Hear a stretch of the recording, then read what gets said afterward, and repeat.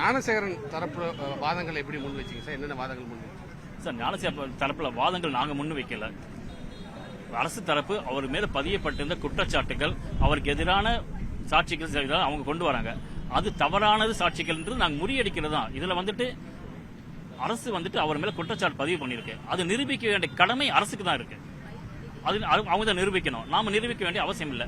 அவங்க நிரூபிக்க வைக்க முடியாத அளவுக்கு நாம எதிர்த்தரப்பு நம்ம பண்ணுவோம். இதுதான் கோர்ட் ப்ரொசீடிங்ஸ். அவங்க வந்துட்டு கிட்டத்தட்ட 28 சாட்சிகளை கொண்டு வராங்க. நாங்க அல்லது ஞானசேகரன் தரப்புல ஒரு சாட்சியை நாங்களும் கொண்டு வந்து அதெல்லாம் போய்கிட்டு நாங்களும் சாட்சியை ஏற்றிருக்கோம்.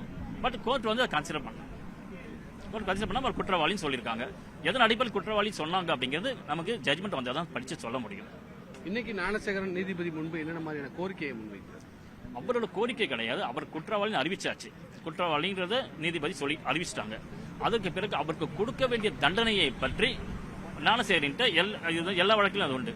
குற்றவாளின்னு அறிவிச்சிட்டாங்கன்னா அந்த குற்றவாளிக்கு அவங்க கொடுக்கப்பட்ட தண்டனை பற்றி என்ன சொல்லணும்னு கேட்பாங்க. அதன் அடிப்படையில் அவர்கிட்ட நீதிபதி கோரிக்கை வைத்தார். என்னன்னு கேட்டாங்க. அதுக்கு அவர் சில கோரிக்கை நீதிபதியும் அவரும் கோரிக்கை வைத்தார். எனக்கு வந்துட்டு உடல்நிலை சரியில்லை, இருக்க கை காலை உடைச்சிட்டாங்க, அம்மா வயதான அம்மா இருக்காங்க, கணவர் இல்லாத அவங்களுக்கு அப்பா கணவர் இல்லை, அதே போல அவருக்கு குழந்தைகள் இருக்கு, குழந்தைங்க படிப்பு செலவுகளுக்குலாம் நான் ஒன்று தான் குடும்பத்தை காப்பாற்ற வேண்டும், அதனால் எனக்கு குறைந்தபட்ச தண்டனை கொடுங்க அப்படின்னு அவர் கோரிக்கை வச்சிருக்கார். நீதிபதி ரெக்கார்ட் பண்ணிக்கிட்டாங்க. அதே போல அரசு தரப்பையும் கேட்டாங்க. அவங்க அதிகபட்ச தண்டனை கொடுங்கன்னு சொல்லி அவங்க தரப்ப சொன்னாங்க. ரெண்டுத்தையும் ரெக்கார்ட் பண்ணிக்கிட்டாங்க.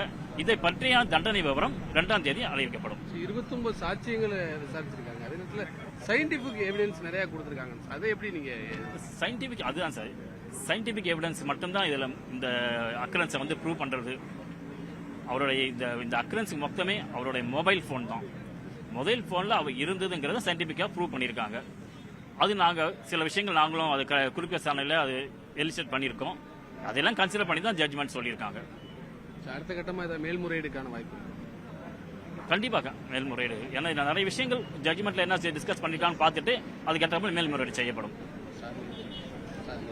என் பேர் ஜிபி கோதண்டராமன்.